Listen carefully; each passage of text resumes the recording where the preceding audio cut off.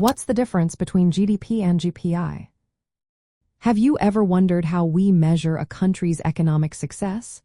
Two terms often come up in this discussion: gross domestic product and genuine progress indicator. While they might sound similar, they tell very different stories about a nation's health and well-being. Let's break it down. Gross domestic product, often referred to as GDP, measures the total market value of all goods and services produced within a country during a specific time frame. It focuses on economic output and transactions. GDP includes consumption, investment, government spending, and net exports. However, it does not consider whether this economic activity is beneficial or harmful to society or the environment. On the other hand, the genuine progress indicator, known as GPI, aims to provide a more accurate picture of economic welfare. GPI starts with personal consumption, just like GDP, but it makes important adjustments. For instance, GPI accounts for income distribution, recognizing that not everyone benefits equally from economic growth. It also values unpaid work, such as volunteering and parenting, which GDP overlooks. Moreover, GPI subtracts costs associated with negative factors like environmental damage, crime, and social issues.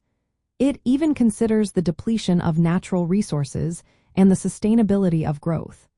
This makes GPI a more comprehensive measure of well-being compared to GDP. From a socialist perspective, this difference is particularly important. Socialism emphasizes social ownership and fair wealth distribution. GDP often undervalues essential services like public health care and education, which are vital in socialist economies.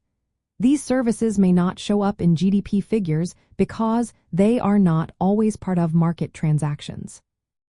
In contrast, GPI aligns more closely with socialist values by incorporating social and environmental factors. It encourages policies that focus on sustainability and social equity. Relying solely on GDP can mislead policymakers, as it may portray harmful activities as economic gains. For example, spending on disaster recovery can boost GDP, but it does not reflect the loss of well-being. GPI corrects this by treating such costs as negative factors, promoting a more balanced view of economic progress. This makes GPI a more suitable indicator for evaluating economic systems that prioritize social ownership and equitable wealth distribution. In summary, while GDP measures economic output without considering social or environmental impacts, GPI provides a broader assessment of economic progress. This distinction is essential for understanding how different economic systems, especially socialism, approach wealth creation and distribution.